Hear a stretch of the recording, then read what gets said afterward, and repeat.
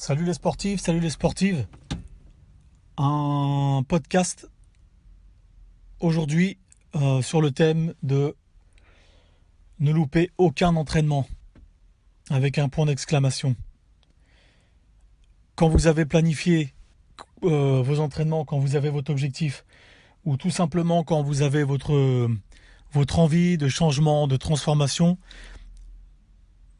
ne loupez aucun entraînement. C'est-à-dire, si vous avez des anniversaires, si vous avez des rendez-vous, si vous avez des choses à faire, si vous voulez aller voir de la famille par exemple, classez ces rendez-vous selon vos entraînements et non vos entraînements selon vos rendez-vous. Par exemple, si vous savez que vous vous entraînez tous les soirs, sauf le mercredi, planifiez tous vos rendez-vous le mercredi. Si vous savez que vous vous entraînez tous les après-midi et que vous avez les matins de dispo, prenez tous vos rendez-vous le matin. Bien entendu, sauf si vous avez un entretien, par exemple professionnel ou un autre rendez-vous, et que ce rendez-vous primerait exceptionnellement sur un jour de vos entraînements. Quand vous entamez une transformation, quand vous commencez à avoir des objectifs et surtout à obtenir des résultats, ne loupez pas de séances. Si par exemple vous avez 3 séances par semaine, lundi, mercredi, vendredi, mettez vos rendez-vous mardi, jeudi, samedi. Ne loupez pas ni le lundi, ni le mercredi, ni le vendredi.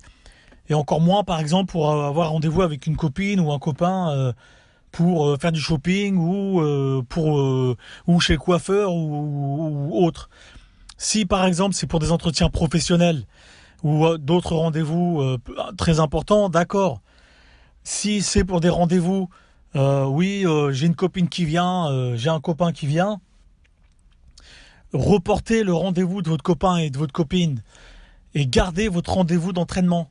Gardez votre rendez-vous d'entraînement. Comme ça, pourquoi ? Parce que comme ça, vous restez dans votre fréquence, vous progressez encore et toujours en termes d'intensité, vous obtenez encore et toujours plus de résultats. Et surtout, vous avez un cadre. Vous avez un cadre. Ce cadre vous permet d'avoir une hygiène de vie.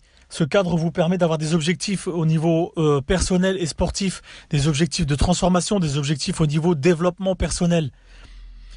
Ce cadre est très important. Si vous commencez à bafouiller, à dire lundi tout qu'on le fait, y a l'autre qui vient chez moi ou ou je vais chez un tel.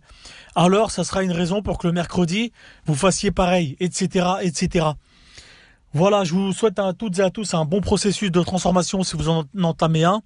Si vous en entamez un.